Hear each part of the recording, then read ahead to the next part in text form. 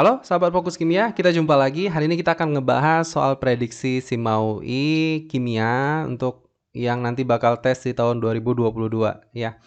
Oke, sini ada 15 soal dan kita mulai saja. Ya, ini paket pertama, nanti ada paket selanjutnya lagi. Pokoknya pantengin terus YouTube channel aku ya. Oke, soal pertama. Katanya gini, suatu ion dari atom unsur Y dengan nomor atom, ini saya tandain dulu ya. Jadi di sini katanya nomor atomnya 27 dan konfigurasi elektronnya segini. Ini konfigurasinya. Tapi perlu dicatat bahwasanya ini konfigurasi ion dari atom. Jadi bukan konfigurasi atom. Jadi kita buat aja dulu konfigurasi atomnya itu kayak gimana. Kita simpulkan Y, kebetulan di pilihan jawabannya Y. Ini nomor atom 27, berarti gimana konfigurasinya? Kita potong pakai AR ya, AR 18 untuk argon, ini berarti 4S2 terus 3D7 ya. Nah, jadi kalau kita lihat konfigurasi ion di atas, di sini kan 4S-nya jadi 1 ya. Di sini kan sebenarnya 4S2. Berarti dia melepas 1 elektron sehingga Y di sini harus bermuatan plus, positif. Karena positif itu melepas atau mengurangi elektronnya. Jadi jawabannya itu adalah A. Oke, mudah ya. Nah, untuk nomor 2, di antara molekul-molekul berikut yang semuanya bersifat polar. Nah, jadi kita tinggal cek aja yang non-polar dulu gitu. Jadi yang non-polar, yang polarnya pasti banyak dapatnya. Nah, jadi yang non-polar itu pasti tersisip di antara pilihan jawaban ini. Coba kita lihat untuk CH4 ini pasti non-polar ya. Ini kan kalau kita buat bentuk geometrinya kan seperti ini ya. Ini apa namanya? Arah ke elektronegatifannya itu saling meniadakan ya. Ini kan kalau misalkan H itu lebih elektropositif dibandingkan C itu lebih elektronegatif. Kalau kita lihat di sini kan elektron lebih mengarah ke si C ya. Berarti saya buatnya seperti ini. Nah, ini ke C, ini kan saling meniadakan, berarti tidak ada resultan dan momen dipol sama dengan 0. Berarti ini nonpolar ya, nonpolar. Dan untuk yang nonpolar lain seperti ini C6H6 ini benzena, saya nggak tahu kenapa dia bentuknya kayak gini. Sengaja kali ya biar ribet gitu. Nah, jadi kalau kita lihat benzena itu kan strukturnya seperti ini ya. Ini bentuknya planar karena dia di setiap atom C-nya itu terhibridisasi sp2. Nah, jadi kalau bentuknya planar, ini kan berarti simetrik dan bisa dipastikan ini bersifat nonpolar ya. Ini nonpolar. Oke. Terus yang mana lagi di sini CO2. CO2 ini juga nonpolar ya. Kenapa? Karena bentuknya juga simetris gitu ya. Kalau kita lihat CO2 kan bentuknya kayak gini. Nah, ini berarti C dan O itu kan elektronnya lebih ke O ya, karena O lebih elektronegatif. Berarti kalau kita lihat arahnya begini, maka ini juga tidak memberikan resultan, berarti CO2 juga bersifat nonpolar. Dan lain adalah si Cl2.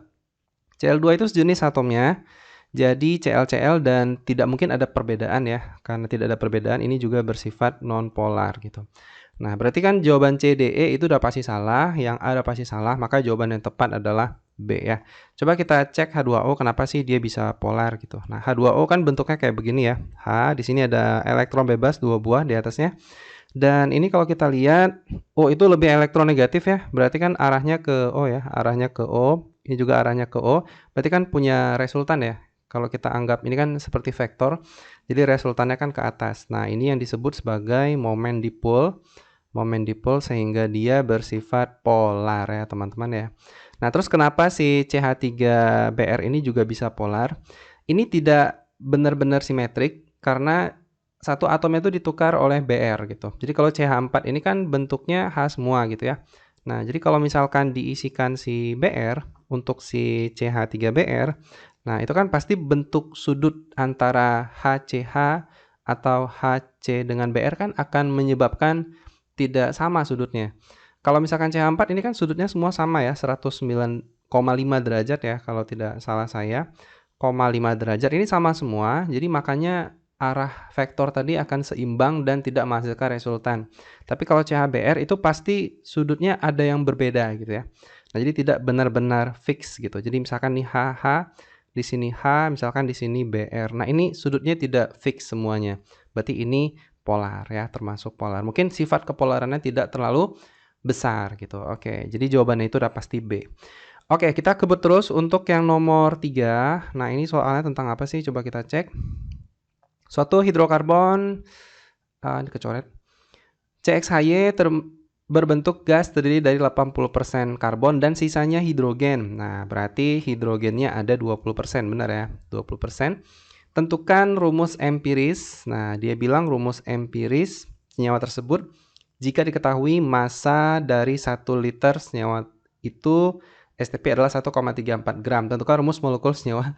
Sorry, ini sebenarnya soal esai saya buat jadi pilihan ganda gitu. Kan prediksi namanya ya. Jadi maksudnya dua buah yang ditanya, empiris dan molekul. Jadi asumsi saja sebenarnya ditanya adalah rumus molekul senyawanya ya. Soal esai ini. Oke, jadi gimana caranya? Kita cari dulu yang pertama rumus empirisnya. Berarti kan ini persen dari atomnya sudah ada ya. Langsung aja mol C kita banding mol H ya. Langsung ini berarti 80/12. 12 itu ARC. Untuk hidrogen sendiri 20/1 ya. Berarti di sini saya udah cari juga tadi ya. Dapatnya itu sekitaran berapa ya? Sebentar. 6,667 panjang sekali 66-nya. Ini dapatnya 20 ya. Ini kita kasih kecil, caranya kita bagi dengan yang paling kecil yaitu 6,667 sehingga dapatnya itu adalah 1/3 atau CH3. Dan ini merupakan rumus empirisnya gitu ya, teman-teman. Nah, ini kita cari MR-nya. Ternyata MR-nya itu 12 tambah 3 jadinya 15. Nah, terus katanya gini, jika senyawa ini tadi, kalau 1 liter senyawa itu pada STP itu masanya 1,34 gram. Tentukan rumus molekul. Untuk mencari rumus molekul, kita butuh MR molekul dulu. Nah, jadi kita bolehlah buat rumusnya gini ya, untuk STP, mol sama dengan volume per 22,4. Bener ya? Mol ini juga bisa kita modis lagi, jadinya nanti massa dibagi MR sama dengan V per 22,4. Boleh ya, begitu ya? Nah, ini kita masukin MR-nya 1,34/mR sama dengan V-nya tadi 1. Untuk STP sendiri 22,4 volume molarnya sehingga MR-nya saya dapat itu 30, sekian-sekian. Kita bulatin jadi 30 ya. Karena 30,00 berapa gitu. Nah, kalau kita lihat MR dari rumus empirisnya 15, maka kesimpulannya apa? Rumus molekulnya itu 2 kali. Ini kan 15 menuju 30 ya, berarti kan 2 kali ya.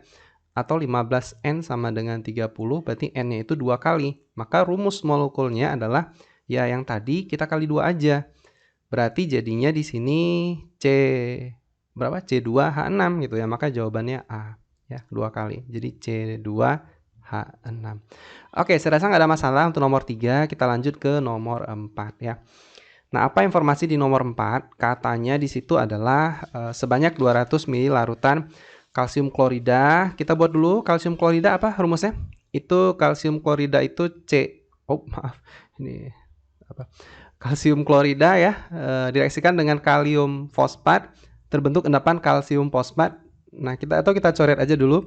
Endapan yang terbentuk memiliki berat. Nah, berarti ini kalsium fosfatnya ya. Jangan sampai salah kalian. Ini adalah massa si kalsium fosfatnya. Konsentrasi awal larutan kalsium klorida. Berarti ini yang ditanya apa gitu. Kita buat reaksi dulu. Kalsium klorida itu rumusnya adalah tinta warna hijau deh biar rame. CaCl2 ya. Nah, itu kita tambah dengan K3PO4 karena fosfat itu 3 min ya muatannya. Ini kan jadinya Ca2PO4 3 terbalik ya. Ini berarti Ca3PO4 2 kali ditambah dengan KCl ya, KCl. Nah, ini kita setarakan saja untuk Ca-nya ini pasti 3 ya. Berarti ini 2, ini 6 ya. Berarti di sini sorry salah saya. Ini enggak ada koefisien di Ca3-nya, di sininya 6, di K3 ininya 2 gitu. Oke, sudah setara ya. Nah, sekarang kita cari mol si kalsium fosfatnya dulu karena yang ditanya kan konsentrasi dari CaCl2.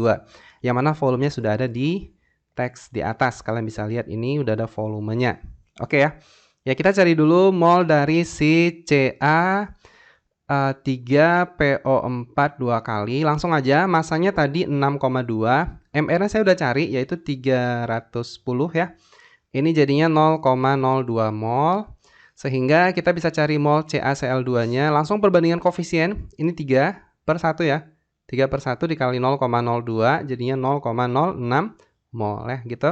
Terus kita cari molaritas. Molaritas dari CaCl2 rumusnya gimana? Mol per volume. 0,06. Volumenya itu masih dalam mili. Kita ubah ke liter. Jadinya 0,2. Sehingga ini dapatnya 0,3 ya. Mol per liter. Jadi jawabannya dodol. Gimana? Bisa nggak nih? Bisa lah ya. Nggak mungkin nggak bisa. Oke, kita lanjut nomor 5. Oke, nomor 5 katanya 3,01 kali 10 pangkat 23 molekul besi. Ini kan berarti jumlah partikel ya, JP-nya sudah ada. Reaksinya sekian dan sudah setara. Pada suhu dan tekanan tertentu 4 gram O2, itu volumenya segini. Ini perbandingan 2 gas nanti. Ini kan O2-nya kita bandingin dengan hidrogen ya. Karena yang ditanya juga volume gasnya itu berapa, gas hidrogen maksudnya. Ya, kita cari dulu mol si besinya. Nah, pakai rumus yang ada jumlah partikel. Kalian masih ingat pasti ya. Ya, rumusnya gini, mol si besi itu sama dengan jumlah partikel dibagi Avogadro ya. Berarti 3,01 dikali 10 pangkat 23. Itu kita bagi dengan 6,02 kali 10 pangkat 23. Ini jadinya setengah, yaitu 0,5 mol. Terus kita cari mol si hidrogennya. Benar kan ya? Cari mol hidrogennya, perbandingan koefisien seperti yang saya bahas sebelumnya. Koefisien yang ditanya dulu, H2-nya kan 3 tuh. Nah, koefisien yang bantuan tadi kan pakai Fe. Berarti tulis yang diketahui, koefisiennya itu 2. Dikali 0,5. Nah, setelah kita cari, itu dapatnya 0,75 ya, 75 mol. Oke, ini sudah kelar ya. Kita tinggal langsung masukin ke rumus perbandingan dua gas pada kondisi yang sama. Di sini V1N1, V2N2 ya. Jadi anggap aja yang satu ini kepunyaan si, mau yang mana nih? Mau hidrogen saja, boleh ya. Ini untuk hidrogen dan ini untuk yang oksigen. V1-nya yang ditanya ya. N1 sudah ada tadi 0,75 yang tadi sudah kita cari di sini ya. Terus V2-nya di soal juga sudah disebut 1 liter. Untuk molnya langsung aja nih 4 dibagi MR-nya. Nah, MR-nya itu jangan lupa 32. Jangan ditulis 16 karena kan O2 itu 2 biji ya O-nya. Nah, setelah saya cari V1-nya itu dapatnya adalah 6. Jadi jawabannya itu cendol ya. Mudah kan? Tidak susah. Cuman menjijikkan aja. Oke, nomor 6. Ini agak bahasa Inggris ya, saya males translate. Nah, jadi katanya gini, pelarutan dari NH4NO3 di dalam air itu bersifat endotermik prosesnya. Nah, faktanya, ya pokoknya ini penggunaan untuk apalah gitu. Jadi ketika 20 gram dari NH4NO3 secara cepat dilarutkan ke dalam air sebanyak 75 mili, dalam ini ya, cup kalorimeter. Jadi kayaknya wadah kopi yang bersifat kalorimeter, artinya tidak ada energi yang keluar ya, asumsinya begitu. Katanya suhu itu drop, berarti turun dari 25,7 sampai 10,4 Celcius. Asumsi bahwa specific heat of the solution nih, berarti apa? Kapasitas panas dari larutan ya, ingat larutan. Dan larutan ini terisolasi, jadi tidak keluar energinya. Katanya suruh hitung energi yang diserap oleh reaksi ini dalam kilojoule per mol NH4NO3. Jadi dalam kilojoule per mol ya. Oke, kita mulai dari mana dulu? Kita cari Q dulu ya. Berarti kan Q sama dengan MC delta T. Nah, di sini tidak ada kapasitas kalorimeter. Jadi asumsinya bahwa kalorimeter juga tidak menyerap, asumsi di soal ini ya. Nah, massa di sini juga harus hati-hati, bukan massa airnya ya, tapi massa total, karena di sini kapasitas panas larutan yang dibilang ya. Jadi kita jumlah aja. Biasanya kalau air itu kan rho-nya 1 ya. Berarti 75 mili air itu setara dengan 75 gram. Berarti kalau dijumlah jadinya 95 gram air, larutannya. Terus untuk kapasitas panasnya 4,184 ya. Terus di sini sudah ada suhunya turun nih, turun sebesar 25,7 menjadi 10,4. Saya sudah cari dapatnya 15,3 dan ini hasil perhitungannya adalah 6081,44 Joule ya, atau 6,08. Kita ambil dua angka aja berarti jadi kilojoule gitu ya.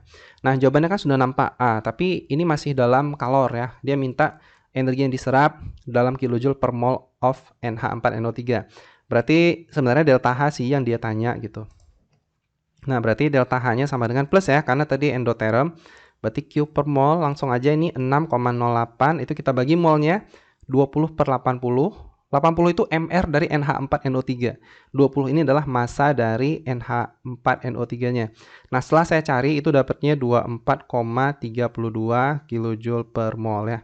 Berarti jawabannya adalah cendol ya. Oke, siap. Ya, kita kebut terus untuk nomor 7. Nah, nomor 7 katanya begini, diketahui KSP dari bla bla bla. Ini rumus dari KSP-nya pasti sama semua, karena kalau kita lihat pola senyawanya sama ya. Dan KSP-nya sudah diketahui. Nah, ini hanya perbandingan saja mana yang lebih besar kelarutannya gitu. Nah, untuk kita buktiin soal ini, kita harus cari dulu reaksi ionisasinya lah, biar kalian bisa lihat maksud sama tuh gimana gitu. Jadi kan BaF2 itu kan kalau terionisasi jadinya Ba2 plus ditambah 2F min ya. Nah, yang lain pasti sama juga polanya. Nah, kalian bisa lihat polanya itu Pb2 plus ditambah 2F min juga ya kan. Untuk si CaF2 itu berarti di sini Ca2 plus ditambah 2F min, bener ya. Nah, jadi kan rumusnya nanti kan KSP sama dengan di sini 4S pangkat 3, bener nggak? Nanti coba kalian buktiin ya, 4S pangkat 3 ini datangnya dari mana. Nah, berarti kan rumusnya sama. Karena rumusnya sama, kalian tidak perlu mencari S masing-masing di sini. Karena terlalu lama, apalagi kan soal pilihan ganda ya. Dan takutnya nanti waktu kalian ujian juga terbatas gitu. Jadi anggap saja KSP sebanding dengan S. Dengan catatan rumusnya sama. Ini kan pola ionisasi sama, pasti rumusnya sama. Jadi anggap saja untuk soal ini KSP sebanding dengan S. Jadi ini kita anggap aja sebagai S ya. Berarti kesimpulannya mana yang paling besar? Yang paling besar adalah BaF2 karena dia 10 min 6. Kalau si PbF2 itu 10 min 8. Ya, ini 10 min 11 pasti akan lebih kecil. Artinya semakin besar nilai ini, maka akan semakin mudah larut. Ingat ya, saya ulangi, ini dianggap S. Nah, karena menyatakan kelarutan itu tidak dari KSP. Jadi belum tentu KSP besar itu mudah larut, karena tergantung rumus. Kebetulan rumusnya sama tadi ya. Jelas ya? Oke, berarti coba kita lihat yang A. Dalam larutan HF 0,5, kelarutan ini semua sama salah. Karena ini KSP-nya aja beda ya. S-nya pasti beda gitu. Nah, jadi yang B coba kita lihat. Katanya di dalam larutan NaF 0,01 M, kelarutan BaF2 yang paling kecil salah. Seharusnya ini yang paling besar. Jadi jawabannya itu langsung saja, biar cepet ya. Itu jawabannya adalah E. Nah, coba kalian cek kenapa jawabannya bisa E. Dalam larutan HF, kelarutan BaF2 lebih besar daripada PbF2. Ini jelas banget ya. Udah kita bahas tadi. Ini lebih besar gitu. Karena nilainya di sini kan si BaF2 itu 1,8 kali 10 min 6. Tapi kalau si PbF2 itu kan 10 min 8, jadi akan lebih kecil. Sehingga BaF2 yang lebih besar. Oke, saya rasa tidak ada problem di sini. Sorry, ini saya ngomongnya agak ngebut ya, karena sebenarnya biar waktunya lebih efisien. Oke. Nah, kalian bisa pause aja nanti kalau misalkan udah terlalu lanjut ke nomor yang lain. Oke, nomor 8. Produk terbanyak yang dihasilkan dari reaksi adisi antara 1 mol 2 metil 2 butena dengan 1 mol HCl. Ini kita menggunakan adisi dengan prinsip Markovnikov ya. Karena tidak ada peroksida. Kalau ada peroksida biasanya anti Markov. Kita gambar dulu senyawa dari 2 metil ini, teman-teman. Ini gimana gambarnya? Oh, saya lupa tandai ya. Bagian pentingnya. Ini senyawanya diadisi dengan HCl gitu ya. Oke, kita gambar dulu 2 metil 2 butena. Berarti kan C-nya ada 4 ya. Kita gambar dulu. Nah, posisi 2 metil terus 2 butena berarti di sini hanya tinggal kita lengkapi saja. Jadi kira-kira seperti ini. Nah, ini kita adisi dengan HCl. Jadi menggunakan aturan Markovnikov, kalau si Cl itu masuk ke C sedikit H pada kata rangkap. Dan posisi kata rangkapnya kan ada di tengah sini ya. Nah, jadi pasti nanti yang sebelah kiri itu masuk Cl, yang sebelah kanan itu masuk H. Yap, jadi gini ya, si H-nya masuk kemari ya, si Cl-nya yang masuk ke sebelah sini teman-teman ya. Karena ini kan nanti jadi muatan positif ketika H+ sudah masuk kemari. Nah, sehingga produknya itu seperti apa? Jadinya nanti CH3 ya, di sini C, ini Cl masuk, ini jadi CH3. Nah, di sini berarti CH2, ini CH3. Oke, jadi jawabannya apa nih? Oh, ternyata dalam nama dia maunya berarti di sini 1, 2, 3, 4. Berarti 2 kloro, 2 metil butana. Ada nggak? Oke, jawabannya itu adalah C ya. Oke, tidak ada masalah. Kita lanjut ke nomor yang 9. Hampir selesai teman-teman ya.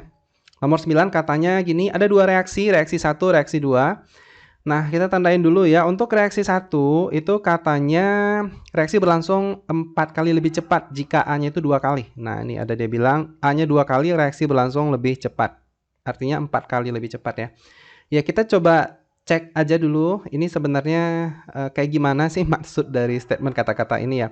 Oke, jadi gimana nih? Saya tulis saja V sama dengan di sini sebenarnya ada K. Saya tidak tulis lagi K-nya ya. Saya langsung tulis A saja. Ini tujuannya untuk kita mencari nilai order X-nya gitu. Kita anggap aja order untuk reaksi ke 1 itu order X. Di sini kan katanya A-nya itu dibuat 2 kali ya. Berarti 2X dan laju menjadi 4 kali. Berarti kesimpulannya X sama dengan 2 pasti ya. Karena kan 4 ini bisa kita buat jadi 2 pangkat 2. Oke, untuk reaksi yang kedua, katanya di sini kalau kita lihat konsentrasi X dinaikkan 2 kali, maka lajunya nggak berubah. Nah, tetap gitu. Nah, berarti kalau tetap kan udah pasti ordernya 0 ya. Kalau saya buat di sini V sama dengan ini lambangnya X pangkat Y gitu. V-nya itu tetap. Berarti kalau tetap saya tulis 1 gitu ya kan. Artinya kan nggak ada perubahan. Berarti 1 sama dengan X-nya itu 2 kali katanya pangkat Y. Pangkat berapa yang bisa menghasilkan 1 ya otomatis Y-nya adalah 0. Ya, kita sudah dapat untuk si reaksi A ordernya 2, reaksi yang X ini ordernya adalah 0, kayak gitu ya. Nah, sekarang si soal mintanya begini. Apa yang terjadi kalau misalkan si konsentrasi A-nya itu sama dengan 1/4 konsentrasi X gitu. Dia buatnya begini. Nah, jadi kalau misalkan kita tulis jadinya A itu sama dengan 1/4 dari konsentrasi X. Nah, jadi kan kalau kita misal ya, kita misal aja si X itu sama dengan 1, maka kan otomatis A-nya jadi 1/4. Nah, gitu ya. Nah, kita tinggal cari aja untuk reaksi yang pertama, itu kan rumusnya tadi V sama dengan K. A-nya berapa tadi? Ordernya 2 ya. Berarti 1/4 pangkat 2, maka jadinya K di sini 1/16 ya, teman-teman ya. Karena 4 dikali 4, 16. Untuk reaksi yang nomor 2, itu berarti V sama dengan K. Tadi berapa? Pangkatnya 0 ya. Di sini katanya untuk X, tadi kita udah misalkan 1, jadi pangkat 0, maka jadi 1 gitu ya. Mau berapapun nilai di dalamnya. Berarti jadinya di sini K gitu. Nah, jadi untuk reaksi yang pertama itu nilainya adalah 1/16 ya. Untuk yang reaksi kedua itu nilainya K saja. Berarti jawabannya yang mana? Coba kita lihat yang A.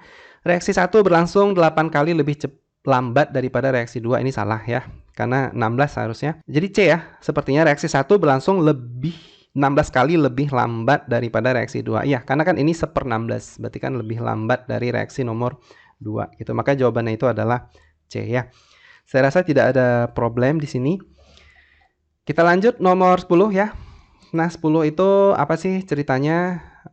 Katanya gini, perhatikan reaksi berikut. Manakah pernyataan kesetimbangan yang benar? Hati-hati di sini ada solid ya. Solid tidak masuk ke dalam list. Nah, di sini agak unik soalnya karena tidak menggunakan angka apapun, hanya permisalan-permisalan saja. Jadi kita menebak pergeseran kesetimbangan itu hanya dari permisalan-permisalan saja gitu. Jadi tidak dengan angka yang sebenarnya. Oke, sekarang kita apa yang harus kita lakukan untuk kasus ini ya? Nah, caranya gini. Kita ingat kembali bahwa ketika QC itu lebih besar dari KC, itu artinya kesetimbangan itu geser ke kiri. Nah, ya geser ke kiri. Ini bukan mengubah nilai kesetimbangan ya, mengubah nilai kesetimbangan hanya dengan suhu. Tapi kalau QC lebih kecil dari KC, itu K-nya bakal geser ke kanan ya, ke kanan. Nah, jadi kalau misalkan nanti QC sama dengan KC, ya udah, berarti nggak geser gitu. Hanya pada kesetimbangan aja gitu. Oke, nah sekarang kita lihat di sini nggak ada angka apa-apa. Secara otomatis kita ambil koefisiennya saja. Karena memang nggak ada data apapun, jadi kita ambil koefisiennya saja. Nah, kita cari KC dulu ya, teman-teman ya. Nah, kita cari KC dari reaksi ini, berarti kan KC sama dengan di sini solid untuk si karbon tidak kita ambil si CO pangkat 2 per si CO2-nya 1 gitu. Berarti jadinya 4. Nah, artinya kita bisa nebak geser kanan atau kiri dari perbandingan KC ini. Artinya inilah patokan kita. Kita mulai dari A. Reaksi tidak bergeser jika ke dalam wadah ditambahkan jumlah yang sama CO2 dan CO. Nah, ini soal statement ini agak sedikit rancu karena dia nggak ngebatasi sejumlah yang sama itu angka berapa? Apakah boleh 0, sekian kayak gitu atau harus di atas 1 gitu. Nah, ini misal aja ya. Misal saya buatnya 1 gitu. Nah, misal angkanya 1. Berarti kan katanya ditambah dengan jumlah yang sama. Misalkan 1 gitu. Oke, berarti kita coba cari ya. Ini kan ditambah 1 ya. Berarti di atasnya jadinya 3 pangkat 2, di bawahnya jadi 2. Maka di sini 9 per 2 jadinya 4,5. Nah, ini kan nilai QC-nya lebih besar daripada KC. Berarti otomatis kesetimbangan geser ke kiri. Ini kan salah ya. Nah, ini kalau kita ambil angkanya 1 gitu. Nanti gimana kalau lebih besar? Kalau lebih besar dari 1, saya yakin pasti angkanya akan lebih besar. Tapi gimana kalau di bawah itu 0, sekian misalkan. Nah, misalkan saya mau coba 0,5 gitu ya misalnya. Berarti kan QC-nya sama dengan 2 ditambah 0,5 kan 2,5 ya. Kuadrat itu dibagi dengan 1,5 dong di bawahnya. Nah, ini setelah saya cari itu dapatnya adalah 4,166 gitu. Nah, ini kebetulan juga nampaknya lebih besar juga gitu ya. Nah, jadi saya asumsikan bahwa di sini dia mungkin mengarahkan ke bilangan yang tidak di bawah 1 gitu. Oke ya, jadi kesimpulannya Salah, bukannya tidak bergeser, tapi justru akan bergeser ke kiri. Oke, yang B, reaksi bergeser ke kanan jika ke dalam wadah ditambahkan sejumlah yang sama. Ini kita asumsikan menggunakan yang pertama tadi, jadi gesernya ke kiri bukan geser ke kanan. Dan ini jawabannya adalah C, geser ke kiri jika ditambah sejumlah yang sama CO2 dan CO. Yang tadi ya udah kita cari. Sekarang yang D kita buktiin biar kalian lebih mengerti di mana letak perbedaannya gitu. Reaksi bergeser ke kanan jika ke dalam wadah ditambahkan CO2 dengan jumlah 2 kali CO gitu. Nah, misalkan tadi si CO-nya itu kita misalkan berapa? Di sini kan CO2 dengan jumlah 2 kali CO gitu. Nah, ini kita misalkan aja si CO-nya itu 1 misalnya. Si CO-nya adalah 1, berarti kan otomatis si CO2-nya menjadi 2 kan 2 kali CO. Nah, berarti QC itu langsung saja CO-nya 1, berarti jadinya berapa? 3 ya. 3 pangkat 2. Untuk CO2-nya kan 2 ya. Berarti tadi di sini kita udah cari di KC-nya itu adalah 1. Berarti ditambah 2 maka jadinya 3 juga. Berarti ini jadinya 3. Nah, gitu ya. Ya, berarti ini kan kalau kita lihat QC-nya lebih kecil dari KC, berarti kan akan bergeser ke kanan ya. Berarti benar ya. Nah, cuman ada masalah di sini ketika QC-nya nanti CO-nya lebih besar. Misalkan di sini CO-nya saya buat menjadi 5 gitu. Berarti kan si CO2-nya kan 2 kali ya, berarti jadinya 10. Nah, berarti kalau kita masukin ke rumus QC-nya, maka si CO-nya akan jadi 7 ya. 7, ini kuadrat, di bawahnya kan jadi berapa nih? 11 ya. Nah, ini setelah saya cari dapatnya 4,45. Nah, ini jadi malah lebih besar. Jadi kalau makin besar nilai CO-nya, itu otomatis si QC-nya akan jadi lebih besar, sehingga gesernya ke kiri. Nah, jadi kan ini sifatnya dualisme ya, kayak yang tadi. Cuman kalau yang di atas lebih mendekati aja gitu kan, jarang kita gunakan angka yang berkoma. Cuman soal ini memang banyak kekurangan ya, karena nggak disebut batasan angkanya di mana gitu.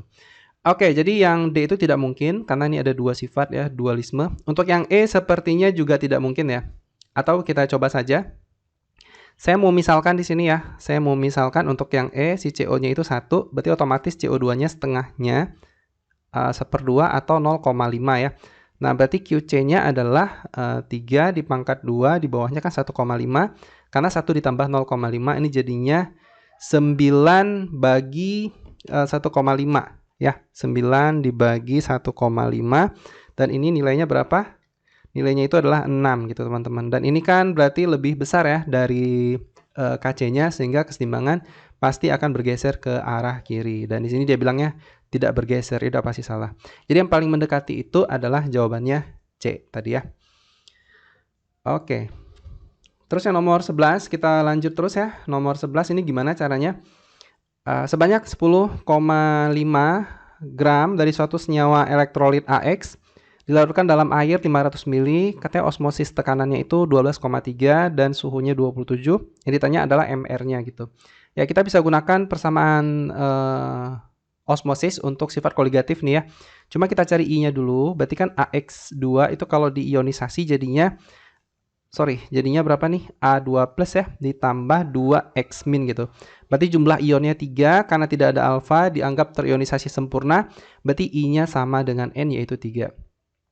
Oke, rumusnya adalah gimana? Pi sama dengan massa per MR ya. Ini massa, saya tulis saja, kali 1000 per V. Nah, ini untuk molaritasnya dikali R, dikali T, kali I ya. Pi-nya sudah ada 12,3. Untuk massanya udah ada juga 10,5. MR yang kita cari kali 1000 per V-nya itu 500. Jadi nggak usah dibagi 1000 lagi, biar aja dalam mili. Karena sudah ada faktor 1000. 0,082. Untuk suhunya 27 derajat Celcius, artinya 300 Kelvin. Dan untuk I-nya itu 3 ya. Nah, saya sudah cari MR-nya. Itu saya sudah cari. Dan dapatnya itu adalah 162. Nah ya, 126 maksudnya. Nah, berarti jawabannya itu adalah cendol ya teman-teman ya. Oke, kita lanjut ke nomor 12. Hampir selesai ini teman-teman. Larutan buffer dibuat dengan melarutkan 200 ml asam asetat dan 100 ml natrium asetat. Perubahan pH larutan buffer setelah ditambahkan HCl. Berarti sistem buffernya diganggu dengan penambahan zat lain gitu teman-teman ya. Ya, jadi gimana kita buat dulu reaksinya. Di sini kan ada HCl sebagai pengganggunya gitu ya. Dan pasti HCl ini akan menyerang salah satu dari 2 sistem buffer ini. Nah, jadi apakah menyerang asam asetat atau natrium asetat? sudah pasti menyerang natrium asetat. Karena asam asetat kan asam. Asam nggak mungkin diserang oleh asam. Nah, berarti natrium asetat atau NaCH3COO itu ditambah dengan HCl. Ini kan berarti hasilnya apa? CH3COOH ditambah NaCl ya, gitu ya. Nah, kita buat analisanya, mula-mula reaksi sisa ya. Nah, di sini kita bisa coret aja. Untuk CH3COOH kita sudah punya di awal 200 mili 0,15 M. Berarti berapa nih? 3 ya. 30 mol ya, teman-teman ya. Yap, 30 milimol. Ini saya nggak ubah ke mol, biar aja dalam mili. Untuk natrium asetatnya sendiri langsung kali aja nih, 100 dikali 25 berarti 25 milimol. HCl-nya juga 50 kali 0,1 artinya 5 milimol ya. Ini udah pasti yang habis bereaksi si HCl, karena tanpa dibagi dengan koefisien pun juga nilai mol dia juga udah yang paling kecil banget. Berarti di sini 0, ini 5, ini berarti 5 ya. 5 milimol. Oke. Nah, kita tinggal cari, ini bukan sisa ya, ini dijumlah karena dia letaknya di produk. Untuk yang ini baru sisa, jadinya 20 milimol. Oke. Nah, di sini dia menggunakan pKa ya, bukan Ka. Ini kan sulit kalau kita nggak pakai kalkulator ya, untuk mengubah 4,7 pKa menjadi Ka. Jadi kita langsung modif saja rumusnya. Untuk buffer asam gimana rumusnya? H+ sama dengan Ka itu di sini kan mol asamnya kita bagi dengan mol basa konju ya. Basa konju, nah basa konjugat. Kebetulan konjugatnya di sini valensinya 1 ya. Konjugatnya itu adalah CH3COO, kebetulan 1. Jadi pasti sama aja molnya 20 milimol juga. Nah, ini kita modif dulu supaya menjadi Ka. pKa maksudnya gimana caranya? Kita tambah min log ya di depannya. Min log H+, ini juga sama, kita tambah min log. Ini kan kalau dia perkalian, berarti kan artinya penjumlahan ya. Min log di sini Ka mol asam ya. Itu kita bagi dengan mol basa konju. Nah, ini bisa kita modif lagi. Jadinya kayak gimana nih? Min log H+ jadi pH langsung ya, pH. Min log Ka nanti ya, min log Ka itu kan jadi pKa. Nah, ini berarti minus ya, karena kan di sini penjumlahan tapi kan ada minus nih. Berarti jadinya min log mol asam itu kita bagi dengan mol basa konju ya, teman-teman. Oke, tinggal masukin aja pKa-nya itu adalah 4,7 dikurang log. Nah, di sini mol asamnya berapa? Mol asamnya itu 35, kita bagi dengan mol basa konjunya 20. Berarti jadinya 4,7 dikurang log 1,75 ya. Maka jawabannya itu adalah cendol ya, teman-teman. Oke, kita kebut nomor 13 ya. Nomor 13 ini gimana nih? Apa yang dia tanya? Ini disproporsionasi atau autoredox ya. Berarti satu atom berubah biloxnya 2 kali di sebelah produknya gitu. Nah, jadi kalau kita ilustrasikan misalkan gini, ada atom A ya, itu bisa berubah menjadi B dan C. Nah, jadi bisa berubah 2 kali redoxnya. Nah, jadi biasanya kan antar atom ya, misalkan A dengan B terus sesuatu atom lain dengan C gitu. Ini nggak satu atom menjadi 2. Jawabannya sudah melambai-lambaikan tangan, cari aja yang kembar ya. Misalkan ini nitrogen, nitrogen, nitrogen. Ini pasti biloxnya juga berubahnya 2 kali. Coba kita cek. Nitrogen di sini berapa? Ini min 4 ya, berarti di sini plus 4. Ini 0 min 4 hanya plus 1, berarti ini kan plus 3 ya. Berarti plus 4 jadi plus 3 turun ya. Nah, di sini coba kita cek 0 ini min 6. Ini plus 1, ini plus 5. Ya benar ya, plus 5. Nah, jadi di sini si N-nya itu berubah dari plus 4 itu menjadi plus 3. Dan dia berubah juga menjadi plus 5. Berarti kan 2 kali nih. Yang pertama itu reduksi, yang di bawahnya oksi. Nah, ini namanya autoredox. 1 benar, biasanya 3 benar. Kalau nomor 2 nggak ada yang bisa kita pasangkan. Li dengan Li, N dengan N. Kan tidak ada yang double gitu ya. Kalau yang nomor 3 juga bisa nih. Cl yang pertama biloxnya 0. Cl yang kedua di sini min 1. Min 2 ini plus 1. Cl ini min 1. Nah, berarti kan dari Cl-nya itu dari 0. Berubah menjadi plus 1 dulu. Dan juga berubah menjadi min 1. Berarti yang pertama oksi. Yang kedua adalah reduksi. Gitu ya, teman-teman ya. Nah, jadi jawabannya 1 dan 3. 2 ada pasti salah. Maka 4 juga ada pasti salah. Berarti jawabannya 1, 3 itu B ya. Oke, kita kebut nomor 14. Sebuah sel galvani tersusun dari elektroda grafit yang dicelupkan dalam larutan KClO4 dalam... Aduh, ini panjang bener ya mukadimahnya. Sudah berdongeng di sini. Nah, jadi katanya larutan si KClO4 itu dibuat suasananya asam gitu ya, suasananya asam. Habis itu sel galvaninya ini ada 2 elektroda selain KClO4. Ini pakai bantuan grafit ya, karena KClO4 kan dalam larutan gitu. Satu lagi elektroda Cu yang larutannya itu CuNO3 2 kali. Nah, jadi gitu ya. Jika sel tersebut dioperasikan, pernyataan yang benar. Nah, kalau si Cu itu sudah fix ya redoksnya, Cu2 plus ditambah 2 elektron menjadi Cu. Ini untuk potensial reduksi standarnya. Kita buat dalam bentuk reduksinya dulu. Tapi kalau si ClO4 ini kan itu harus kita setarakan dulu. Nah, jadi kan ClO4 min itu menjadi ClO3 min. Dari mana tahu ClO3 min? Dari sini ya. Ini sebenarnya ada minusnya, sepertinya lupa ingatan ditulis. Sorry, ini ada minus ya. Nah, gitu. Kita setarakan dulu, tambah H2O kayak biasa. Ini tambah 2H plus ya, berarti ditambah di sini 2 elektron. Nah, jadi si ClO4 itu redoksnya seperti ini dan ada H plusnya. Makanya dibuat suasananya asam tadi ya. Oke, nah kalau kita lihat nilai potensial reduksinya, si Cu kan 0,34 sedangkan ini 1,19. Berarti kan otomatis yang mengalami reduksi itu harus si ClO4 min, benar ya? Jadi ClO4 min ini yang mengalami reduksi dan untuk si Cu-nya sendiri itu mengalami oksidasi. Nah, kayak begitu prinsipnya. Nah, sekarang kita lihat statement di yang nomor 1, pH larutan KClO4 akan bertambah. Kalau pH-nya bertambah berarti kan semakin basa gitu ya. Nah, di sini kalau kita lihat dia butuh H+, bukan menghasilkan H+. Dan di sini reaksinya itu reduksi. Berarti seperti ini reaksinya. Ya, jadi reaksinya seperti ini. Dan reaksinya itu elektron di sebelah kiri, H plusnya di sebelah kiri, tidak dibalik. Tapi kalau Cu ini kan harus kita balik ya, karena dia harus mengalami oksidasi. Ini kan dibalik gitu. Nah, berarti otomatis apa? H plus akan terus berkurang, karena dia terus bereaksi. Kalau sudah berkurang H plusnya, berarti kan pH akan semakin besar ya, bukan makin kecil. Artinya keasamannya makin kurang, kayak gitu. Maka jawaban nomor 1 ini pasti benar ya. 1 benar, biasanya 3 benar. Elektroda Cu beratnya berkurang, benar ya, karena kan tadi kita balik nih, kita balik. Kenapa? Karena Cu-nya mengalami oksidasi. Oksidasi itu kan akan terus berkurang.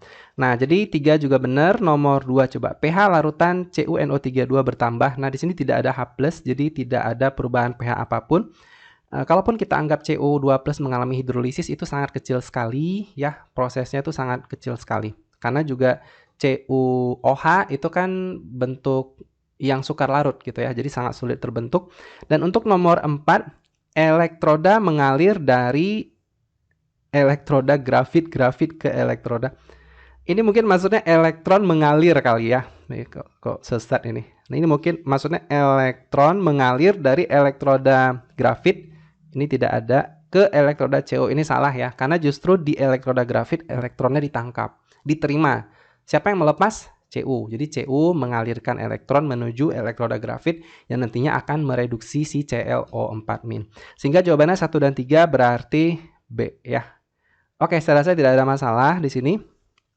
Kita lanjut soal terakhir, nomor 15. Vanilin merupakan suatu senyawa organik yang sering digunakan sebagai perasa makanan. Berdasarkan strukturnya, vanilin memiliki gugus fungsinya kayak gimana? Nah, apa-apa aja gugus fungsinya? Nah, ini sudah cukup jelas dan ini mudah sekali ya. Ini di bagian sini ada gugus aldehid ya, aldehid.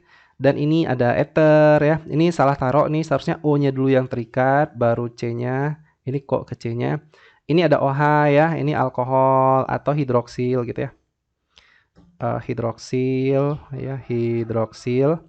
Sorry, gugus hidroksil maksudnya, golongan alkohol ya. Ini ada ether, terus di sini apalagi ini cincin benzena. Ini nggak boleh alkena karena alkena itu kalau di buku kimia organik berbeda dengan benzena ya. Jadi ini benzena. Jadi tidak disamakan dengan alkena. Bahkan sifatnya pun juga berbeda alkena dengan benzena. Berarti jawabannya, ini kenapa? Ini maksudnya 1, 2, 3, 4 ya. Sorry. Salah saya. Ini berarti salah, alkena seharusnya benzena, maka jawabannya itu A. Oke, semoga sukses. Ini aja yang dapat saya sampaikan hari ini. Semoga lancar SIMAUI tahun 2022-nya ya. Dan semoga soal ini bisa dimanfaatkan untuk seleksi SIMAUI tahun-tahun selanjutnya, kan tidak terbatas di tahun 2022 saja. Oke, sampai jumpa. Semoga sukses semuanya. See you.